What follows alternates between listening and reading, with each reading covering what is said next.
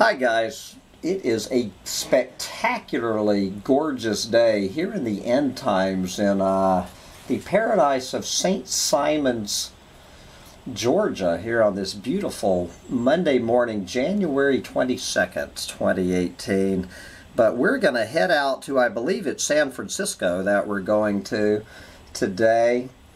And we're going to talk to one of my all-time Humpty Dumpty Tribe heroes. Anybody on Humpty Dumpty Tribe knows this man because every Friday we go on to mangabay.com and share some of the top stories from around the planet from who I call the single hardest working man in the bad news movement, and that would be my Humpty Dumpty Tribe hero, Rhett Butler, who is the head cook and bottle washer at mangabay.com. So we're going to bring Rhett on, and he's going to say hi and tell us a little bit about Mangabay, and then we're just going to dive into the state of the planet in 2018. So, Rhett Butler, it has been a long time waiting, but welcome to Humpty Dumpty Tribe. Say hi to the gang.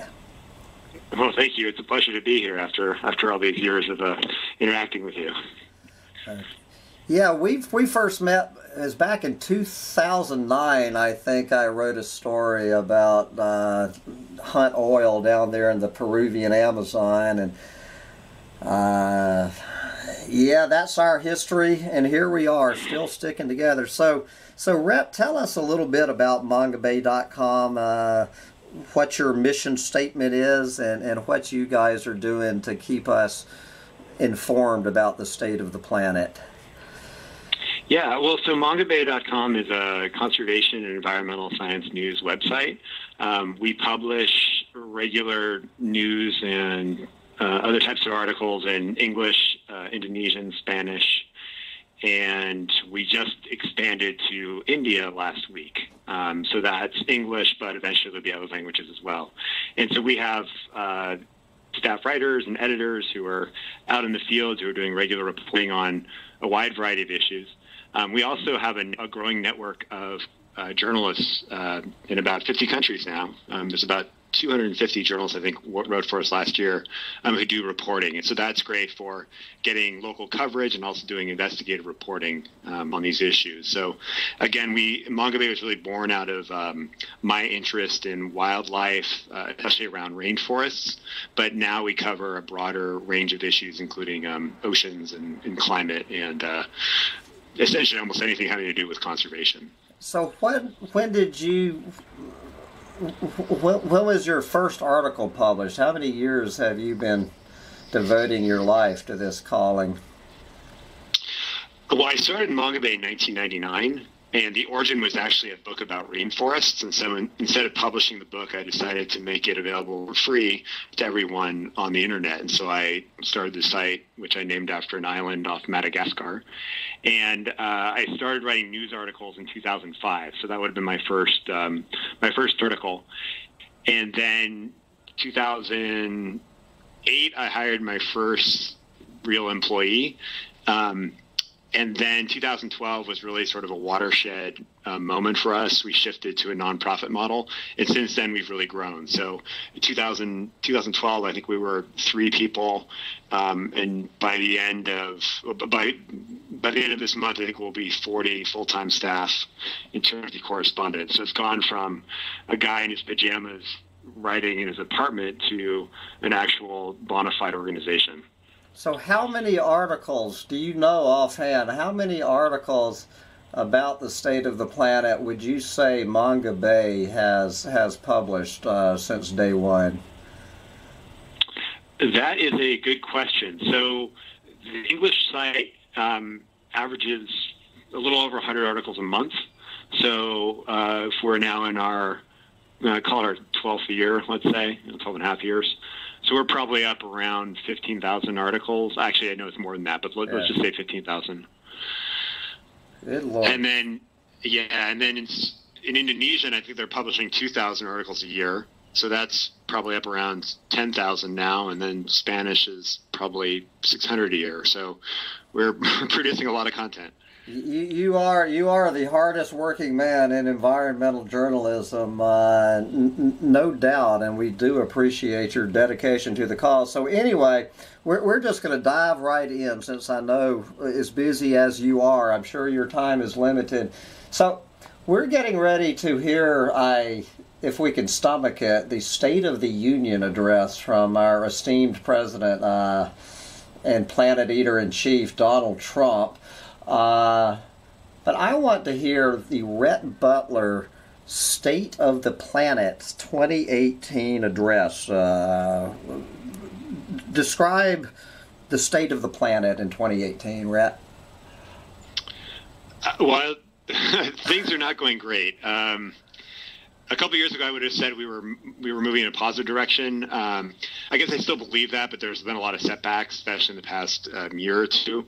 So most close to home, we have a very different political situation, and so we have an administration that's very anti-environment, far worse than I think anyone I've talked to could have imagined. So in terms of, we're stripping protections from protected areas, we're eliminating environmental regulation, we're pulling out of international climate treaties, so that's all kind of obvious, but the knock-on effects from that are not trivial either. So it's sending signals to other countries that these issues aren't a priority for the U.S. We're not going to support these things. We're going to cut funding for programs that are really important for conservation. So that's pretty negative.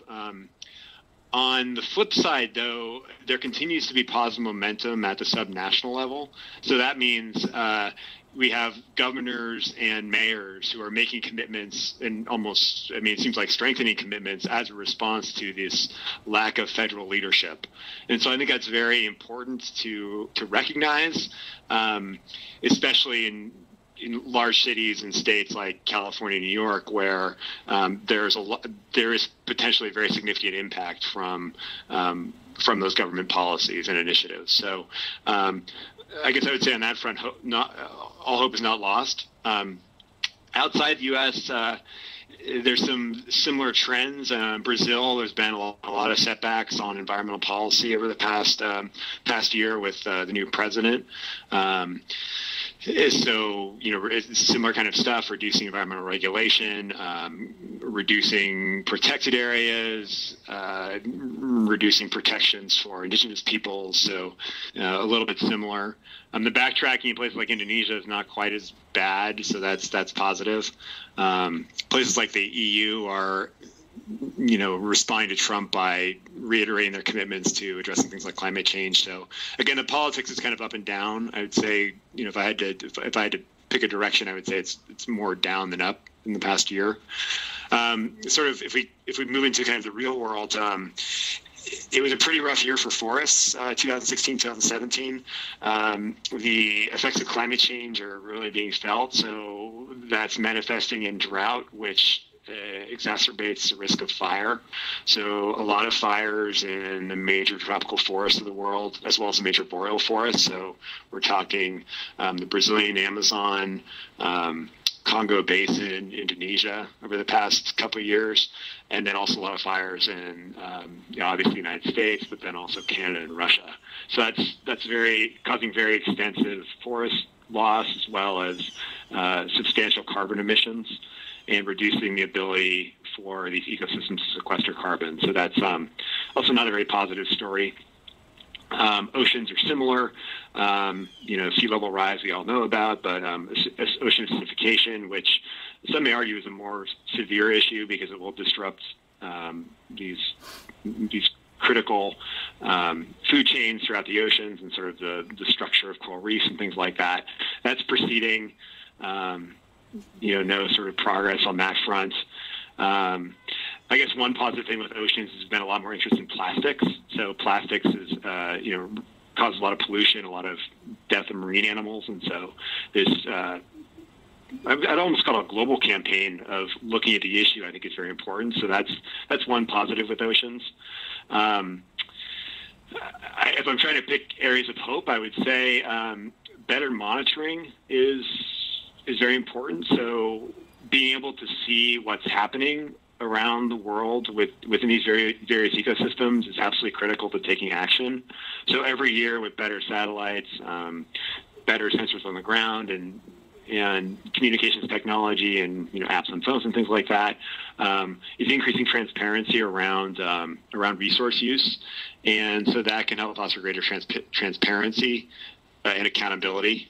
So that's a positive development. But overall, it's been a pretty rough year for the planet. And of course we still have, I mean, talked about poaching and whatnot. So, the absolute decimation of wildlife populations around the world. On that front, there has been some positive news in that the ivory trade is officially illegal now in China. So that's a very important signal, but still a long way to go in addressing depletion of wildlife. So the bottom line is, I won't be quite as colorful with my language in this interview as I am with some guests. As I say, you sound like a more professional gentleman than sometimes we get on this channel. How do I phrase the question? Well, so Rhett, are we or are we not screwed on this planet? Well, I mean, so I would take a more optimistic approach that these problems can be solved. I mean, there's a lot of problems, obviously, and things have been going in the wrong direction. But if we give up hope, then there's really no reason to do anything. And so my approach is to not give up hope, because once you lose that, then why bother to try to save anything? So I mean, I guess I'm generally an optimist as my personality type, and I think I have to be in this space because there's just so many negative things in the world that if you let that overwhelm you, then you won't really accomplish anything. That said, I honestly do believe there are some positive trends. So I've mentioned better monitoring. There's also greater recognition of the actual value of ecosystems and the services they afford us. So, looking at the doing a full cost accounting of infrastructure projects and other, conversion schemes is really important. So saying, okay, we're going to convert this area for oil palm, but we're going to lose this watershed service, which is worth this much money. So trying to, put numbers on the value of these ecosystems, I think is a positive development. There's also just greater awareness and better ability for people to do things since everyone's now connected via mobile phones and whatnot. So there's still a lot of apathy in the world, but there are some people, there are really smart people who are working very hard to address these issues. And so I think we just have to have hope that, we can make progress.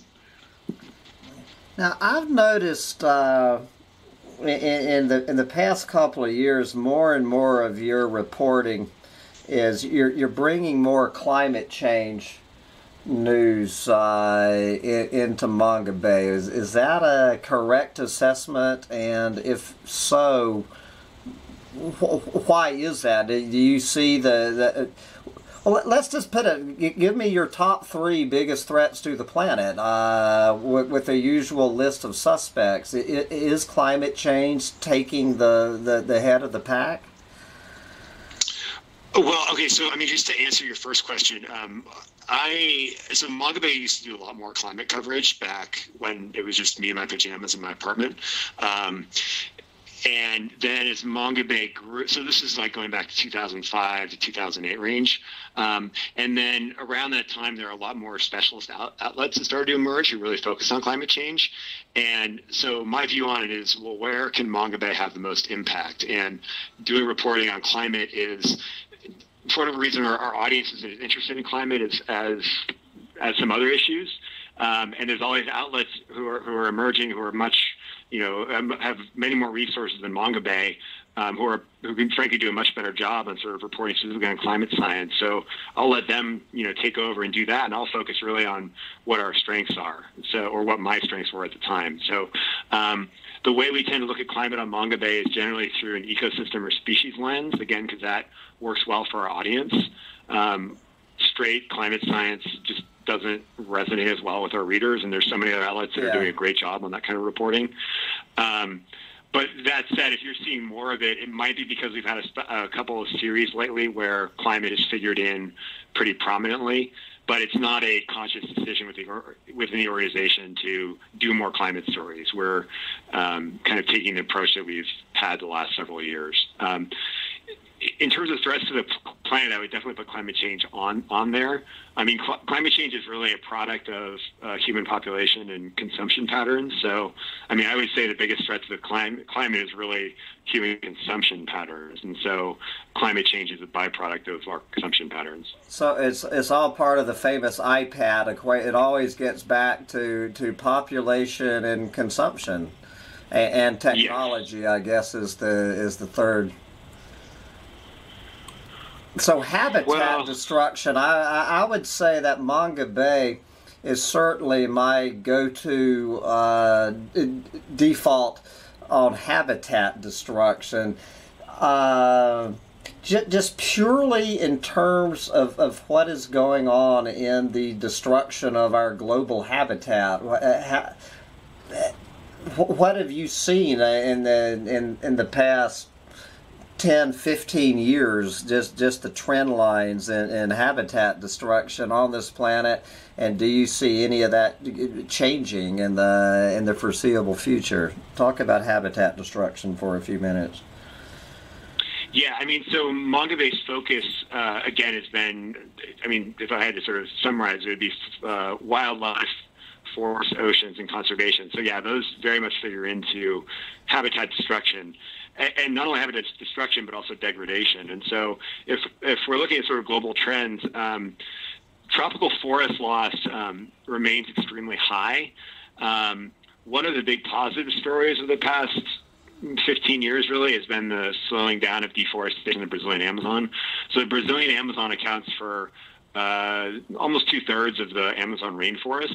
It's by far the largest rainforest in the world. And so there's been a huge decline in forest conversion. But that's turned around, hasn't it, in the past since, what's that fellow's name? Is it Temer? How do you pronounce that? Temer? Yeah.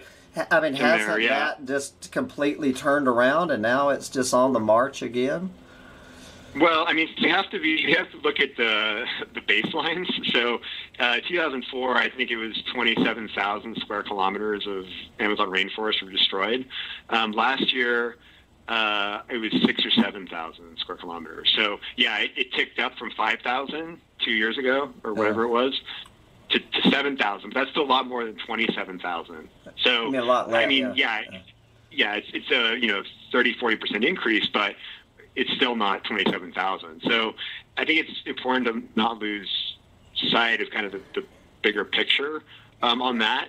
So there has been a lot of progress made. But if we're talking about general trends, I mean, one of the trends is that more kind of dry forest or tropical woodlands is being converted now for industrial agriculture and plantations. And so, like in Brazil, that's exactly what's happened. So deforestation's fallen in the Brazilian Amazon, and we're talking about the rainforest, so like a closed canopy tropical forest. But it's increased in the Cerrado, which is this dry kind of tropical woodland. I mean, what you think of like a African savanna sort of landscape.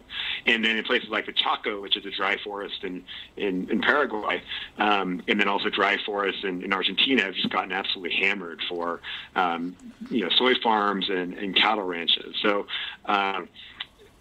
if I had to sort of encapsulate it, tropical deforestation remains high. Tropical rainforest loss seems to be declining a bit over the past 20 years, but dry forest loss is sort of taking, and savanna is sort of offsetting some of that positive news. We don't hear, I mean, even on your website, and my guess that a lot of this has to do that it's just hard to get reporters in there. You guys focus a whole lot, I would say, on Indonesia and the Amazon, but I don't hear a lot of reporting coming out of sub-Saharan Africa. I mean, you do more than most people, but even on your site, there seems to be a little bit of lack of information. What is the Sub-Saharan African report? How would you sum that up? Yeah, I mean, so the reason you hear less is it is a lot harder to get around, and there's less capacity for journalistic reporting in the region. That said, we do have reporters in several countries, but it is just harder to do reporting there. Trends in sub-Saharan Africa are similar to other regions. I mean, so one of the big differences between sub-Saharan Africa, Southeast Asia, and the Amazon is a greater proportion clearing in sub-Saharan Africa is by smallholders. So it's people who are clearing forests to usually feed their families or local markets, rather than this export-oriented, urban-oriented, large-scale commodity production. And so deforestation looks different. It's patchier. It's smallholder activities versus these large industrial companies. And so yeah, I mean, there's a lot of, especially in drier regions, there's a lot of issues with fires, burning both savanna and, savannas are more, as part of the natural landscape is fires. But within tropical forests in sub-Saharan Africa, they're not adapted to fires. And so that is a big problem. What's happening especially in dry areas is large-scale agribusiness projects. And so that's converting a lot of critical habitat into these monoculture farms and plantations, and so that's very detrimental to wildlife. Also, fencing is going on, so blocking off migration routes. So I think the big conservation story in Africa is really around loss of these drier ecosystems in wild areas.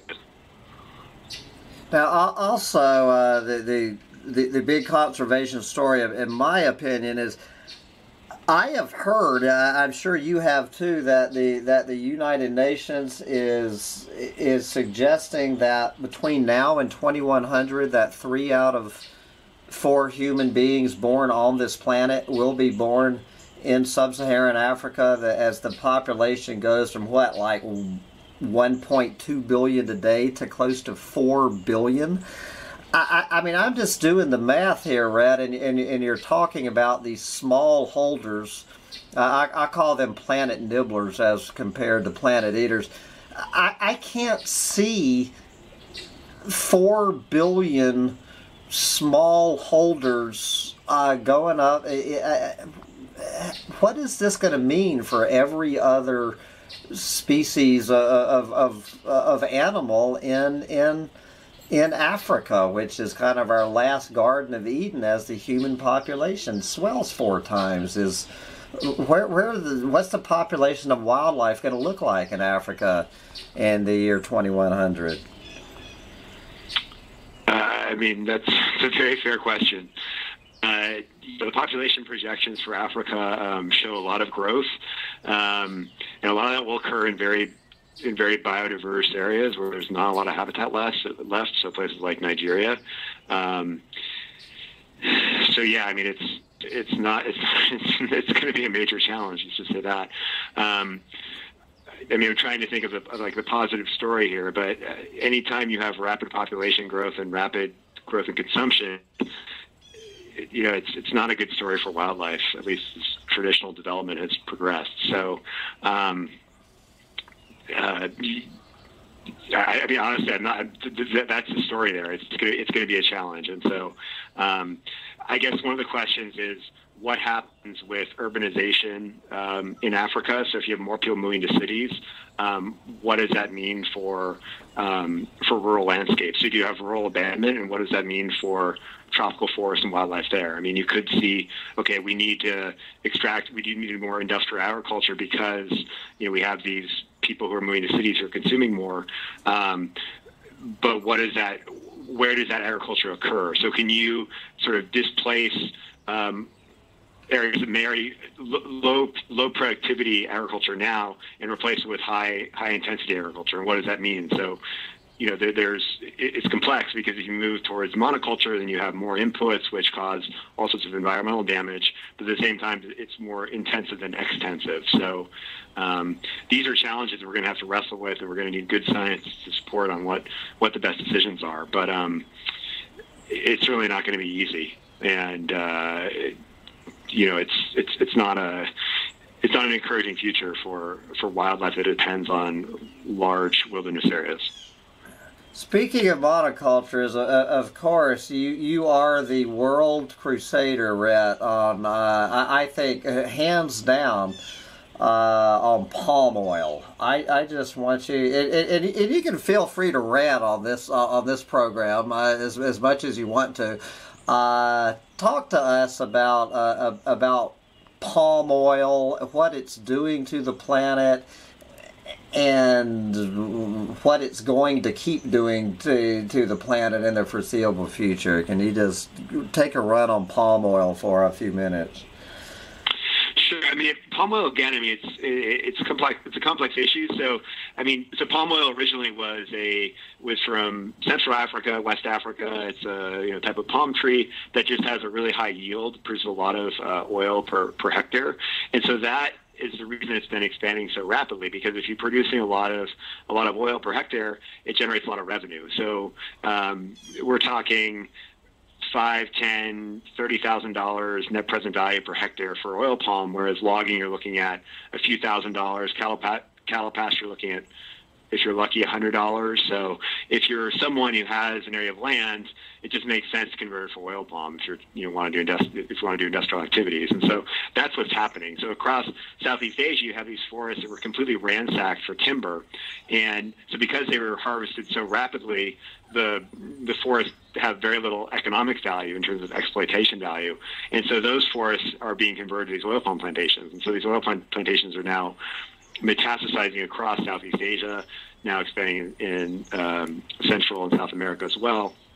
And so the problem with oil palm is not so much the crop, the tree itself or the crop itself; it's how it's grown. And so it's when you're displacing these native forests with this industrial monoculture, you just have large-scale biodiversity loss. You have a lot of carbon emissions because you're cutting down these trees and often burning the tree and then replanting it with this, this monoculture palm tree. Also, because you have a lot of pesticides and fertilizers, you get a lot of runoff into rivers, so you end up, killing these freshwater ecosystems. So it's been quite a problematic crop that's just very rapidly expanded, again, throughout the world. And so, one of the problems in a place like Indonesia, and I've brought this up with the government and business leaders and whatnot, is you're converting your natural assets, which give you this kind of a competitive advantage, which is your biodiversity. So Indonesia's biodiversity is unique to Indonesia. You don't have it in Australia. You don't have it in the Amazon. You have this option value of all these different products or services that could be derived or produced by forests. And so when you're converting those forests to this monoculture crop that can be grown anywhere in the world, you're basically you're trading this option value, this competitive advantage for a monoculture that can be produced in any tropical country. So one of the things that I'd be really worried about if I were Indonesia is what happens when Brazil decides to jump on the palm oil bandwagon big time. So Brazil has something like 50 to 100 million hectares of cattle pasture, which have essentially a zero net present value, which are suitable for oil palm. So if you convert those cattle pasture for oil palm, you're talking about a huge increase in palm oil production potentially. Yeah. It's also accessible. It's a market that's accessible to Europe, the United States. There's decent access with the rivers there, so you could actually have huge oil palm expansion in the Amazon, which ends up sequestering more carbon and may not be as detrimental for biodiversity as oil palm in other regions. And just to give you a sense, I think there's only 25 million hectares of oil palm globally. So if you're talking about 50 million hectares of oil palm in Brazil, I mean, that's going to swamp the market. So if you're looking at long term in Indonesia, what's your response to that? Well, it shouldn't be cutting down more forest for more oil palm, which is going to become more and more marginal as time goes on. So, with oil palm, you're locking into a commodity for 20 to 30 years, hoping that the price is going to remain high. But if the price tanks, it's like you can go back to having forest. You're locked into oil palm. And so what happens when Brazil becomes a big palm oil producer? Then you move to sugar. Sugar cane is what I see a big sugar cane catastrophe on the horizon too. I was reading this article that really stuck in my craw. Did you read this article? It came out a couple of weeks ago, Rhett. It's talking about sugarcane. That to save the planet, that we could reduce 65% of America's airline CO2 emissions if all we have to do is plant 23 million acres in sugarcane. And I don't see the bargain in that to the planet. So that's the trade-off. So to preserve our right to fly around in jumbo jets, just eradicate 23 million acres more off the planet. So you see what I'm saying?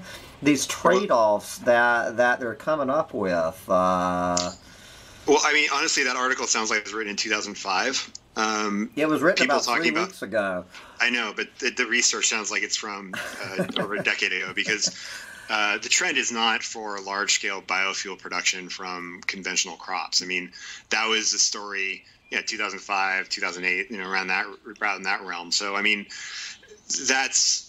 the science shows that that's not a very productive use of land or a very viable way to produce biofuels. And so I don't think anyone is seriously talking about converting 23 million acres or hectares, whatever it is, to sugarcane to produce ethanol. I mean, I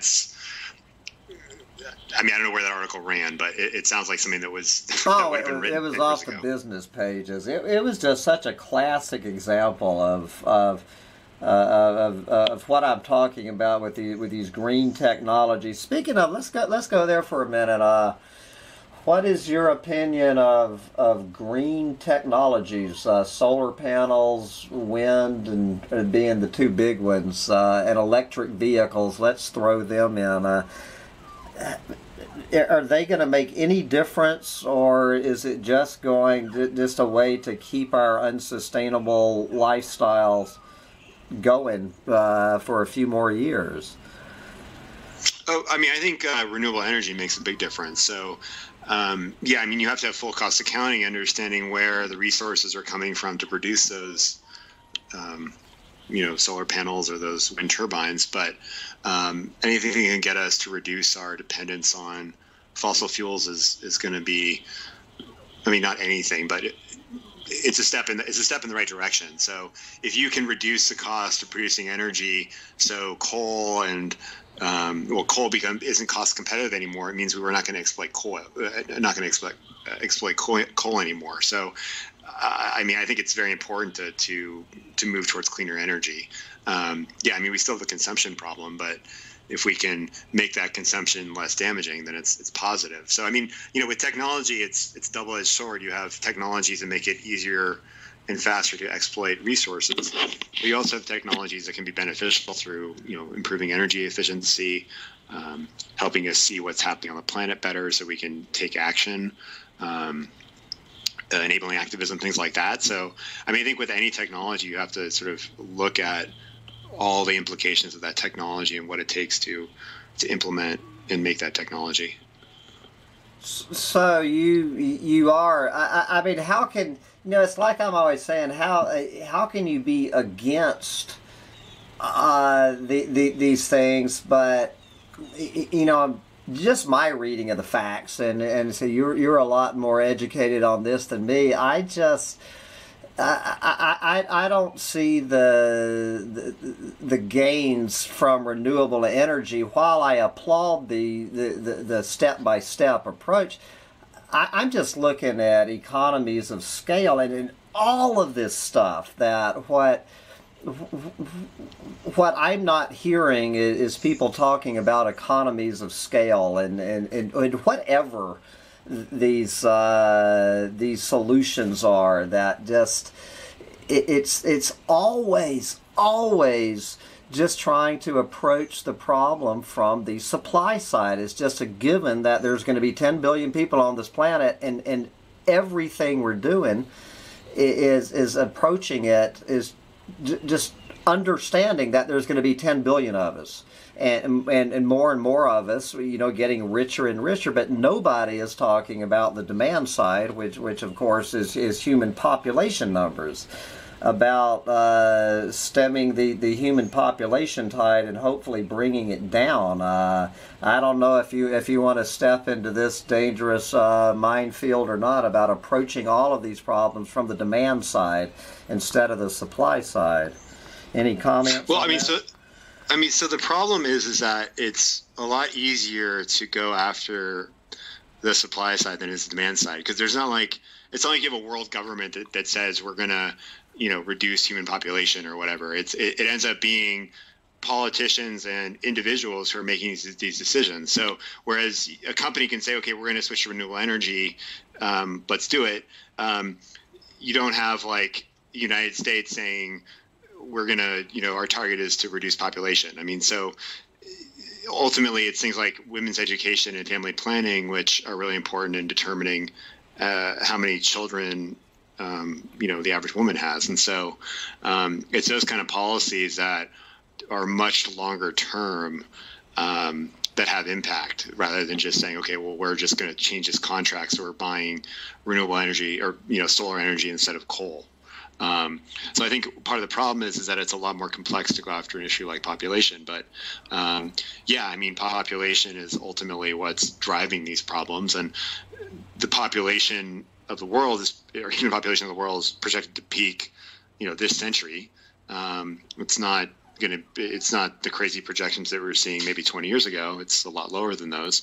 But I think even a bigger problem is the consumption. So yeah, we're going to pass through the population bottleneck before 2100, but I have no idea when we're going to pass through the consumption bottleneck, because you have more people who are consuming at an ever increasing rate. So it's geometric or exponential. Yeah, exponential. Yeah. Talk about China and India a moment. I always one of my comments I'm constantly making, if the population of the United States was reduced to zero tomorrow, that the U.S. was a zero contributor to the collapse of this planet. China alone, which I call the devouring dragon, and then you got the crouching tiger of India. Just China and India, if every other, I wouldn't even say the U.S., if every other country on this planet suddenly went to a population of zero tomorrow, just China and India, looking at the population and the consumption trends in those two countries, I just don't see how how every one of our fellow Earthlings is gonna withstand this. What's your call on China and India in the 21st century? Well, I think China is really interesting. So I think there's a lot of reason for hope in looking at what's happening in China in terms of what they're doing with what they've done to drive down the cost of renewable energy, but also getting large-scale adoption of greener technologies, but also greener policies. And so, they just passed a carbon trading initiative, which aims to reduce carbon emissions. It's a really big deal. It represents something like 10% of global emissions is what's covered by this effort to reduce carbon. So I think there's a lot of innovation coming out of China. The U.S. is not really building much new power, right? So if we're trying to see, okay, what's energy of the future, it's probably going to be in a market where they're building a lot of power plants, and so that's what's happening in China. And so I think China, it's everyone's favorite boogeyman. Chinese companies are destroying forests around the world, hunting wildlife, whatever. But there's also some reason for. It's not all a bad story from the environmental perspective. The Chinese government recognizes that environmental problems are a real cost to the country. They're reducing lifespans. They're a source of protests. They're making life less pleasant. And so in order for the Chinese government to maintain stability, they need to start to address these issues. And so I think that'll be a really interesting area to watch. And again, my approach is that if we just throw up our hands and say, oh, well, China's consuming the world, let's give up. So, then if we do that, then why bother doing anything? Why don't we just all go out and, do whatever we want, essentially? So I think China is a really interesting place to watch, and it's not it's not all a bad story for the environment. There's some things that could be really important there. India's a lot slower moving on these issues, but I think one area that gives me a little bit of hope is that a couple of years ago, India's focus seemed to be how can we burn as much coal as possible? Like, how can we bring on more coal plants and as much coal as we can, bring on capacity, and then burn that coal. That has shifted really dramatically in the past several months, where policymakers are now focusing more on renewables. And I think part of that is the impact of this devastating air pollution, especially in places like Delhi, which just is absolutely brutal. And so I think even a bigger factor is the falling cost of solar. And so in some markets now, solar is competitive with natural gas and coal. And so India policymakers are looking at that and saying, okay, well, this is actually, it's not only good for the environment, or it's less bad for the environment, it also makes economic sense for us to pursue this. So let's start thinking about it. And so I think that progress over the past year has been really interesting in India. So again, I mean, there's a lot to be worried about, but I think we also need to look for opportunities for making progress that could actually be, leapfrogging where we would be compared to how we developed in a place like the U.S. Okay. So this dovetails, I say, where we're up to, good Lord, we're already over 40 minutes into this. So what I like to move towards later in my interviews. First, let's talk about which we've kind of been talking about throughout this interview, but give me a more direct answer. I want to talk about our response literally as a species. Between now and 2100, is what we're doing going to be, with all of this tsunami of environmental destruction that we see detailed in your newsletter every week, the response literally as a global species, is it going to be enough to turn this train wreck around during the 21st century? I mean, that's a really hard question to answer. I mean, again, I mean, I'm an optimist. That's just my personality, and I do think that as these problems get more and more severe, that people will take them more and more seriously. So once there's a significant business case to be made for addressing climate change, people are going to address it. So it's not going to be politicians. I mean, politicians are not, especially in the U.S., they're not leaders, right? They're followers. And so we need people pushing forward sensible, not policy, but initiatives. So, on their own. So it's businesses, it's individuals, it's communities who start to do things, and then try to get, politicians will follow us in the right direction. I mean, that's ideally what we'll do. I mean, that's why states like California are developing these regulations that then get adopted by the federal government. I mean, right now we're kind of in this black hole on environmental policy in the U.S. or at the federal level, but it's not slowing down at the state level. So that's going to keep moving forward. So it's my sincere belief that as these fires worsen, droughts worsen, it's going to cost businesses real money, and they can also make real money by addressing these issues. And so I personally think that ultimately it's going to be economics. It's going to drive solutions for this, because people. If we look back at like Los Angeles in the 1970s with air pollution and whatnot, I mean, so that was the solution that ended up being regulation, but people got sick of it. It reached a breaking point where action needed to be taken. So, if half of California's forests are going up in flames every year, it's going to prompt people to take action. And so, I mean, I think a good example was in Indonesia 2 years ago when they had the massive forest fires. Well, they're not really forest fires, but these massive fires that were set on peatlands by small farmers and companies that were clearing land for plantation development. And so those fires caused this air pollution that was so severe. I think the air pollution index hit 3,000 in some areas, which I mean, I didn't even know they go that high. I mean, I think it's the highest ever recorded.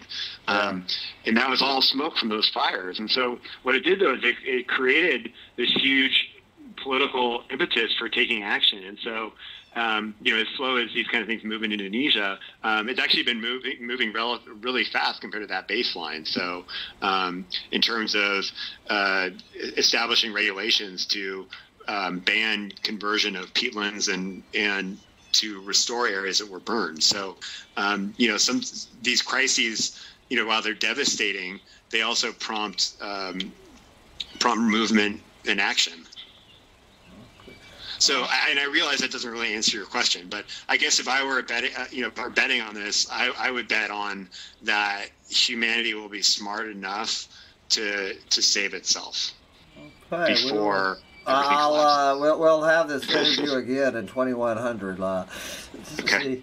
Now, okay, and where I always like to move to is let's go from the global species response, getting back to the big question. This is a two-part question. The first part I want to talk about what can just anybody listening to you talk right now who wants to improve the situation, what steps can an individual on a planet of 7.5 billion people do to make, you know what I'm saying, just to make any difference at all? What are your main pieces of advice on how on that line of thinking?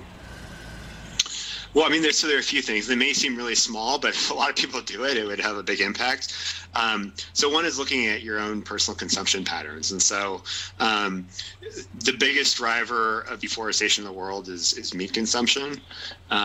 So thinking about what your diet. And so, if you're eating a hamburger every day, cutting back on your hamburger consumption, or switching to other types of meat, or going vegetarian. So that can have a very significant, I mean, it's very small, but in terms of your personal footprint on the planet, it has a very significant impact. It helps to be well informed, so keeping on top of what's happening around the world. And then once you're well informed, you can complain. So if a politician or a company is doing something egregiously bad, send letters, make phone calls, be annoying. It's surprising how influential a letter to the right person or a phone call to the right person can be. And on the flip side of that, supporting companies that are taking steps. So if a company adopts a zero deforestation commitment that's real, not just on paper, real, and they're taking actual steps towards something, also write them a letter and say, hey, I really appreciate you doing this. I buy your products and I'm grateful for you doing this. So, companies are looking for that kind of feedback. And it's more than just liking something on Facebook, which is, essentially doing nothing. It's having real communication between humans. So, I mean, those are some little things, but I do think they're real. Now you haven't mentioned. I notice not having children, and I want to. I ask every one of my guests this: how many children do you have, Rhett? I have one child. You have one child. He was born 5 weeks ago. Oh, really? 5 weeks? Oh, that's why you took some time off your busy schedule. So you are a new father.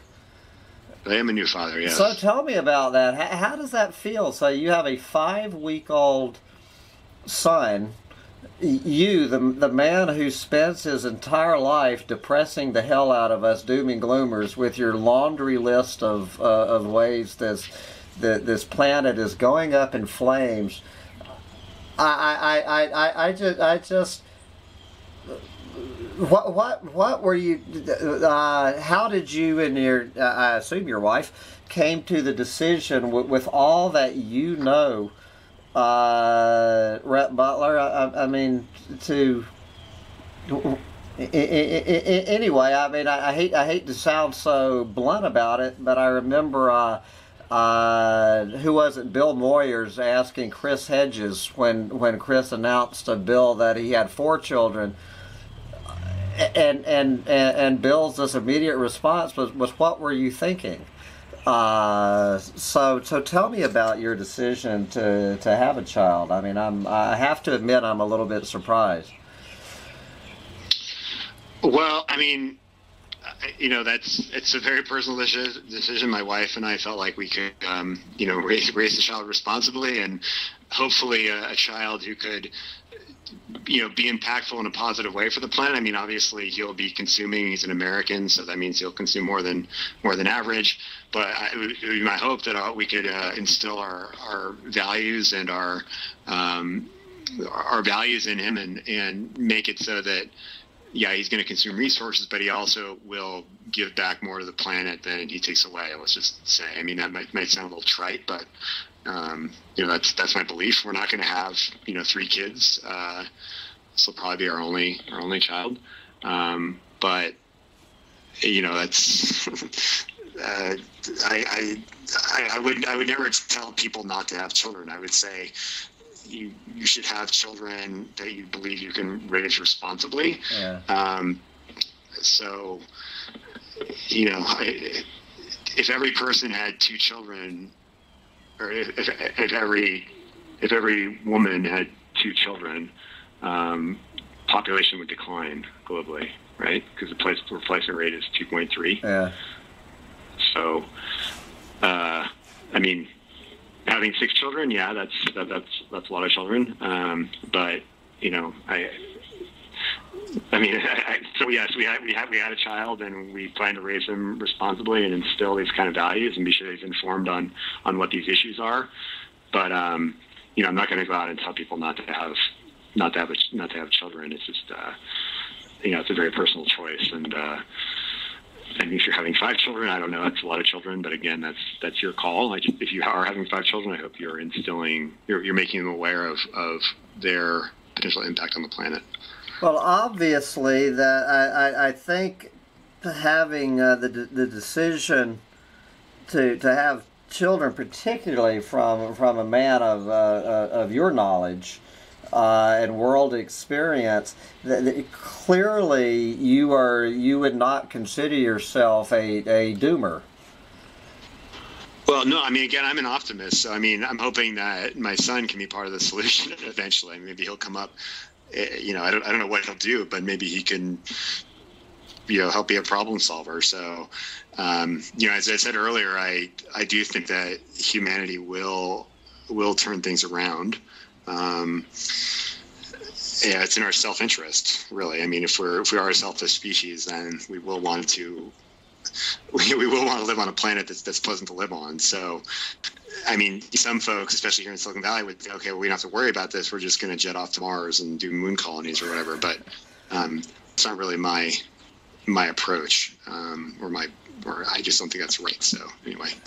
So, okay, we were sitting here. Well, my battery's going to die in 8 minutes. So in the last few minutes, so you do understand that a lot of people on my channel are what we would call doomers, and probably the person talking to you right now would consider himself a doomer. So you clearly have managed not to let this overwhelming situation just get you in just curling up in a fetal position on the bottom of your dark closet. You know what I'm saying? What is your advice to people who read your newsletter and do start to get just overwhelmed by this and just find themselves getting hopelessly depressed? What is your advice to them? How do you take in this information without getting overwhelmed with depression? What is your secret, Rhett Butler? Because obviously you figured it out.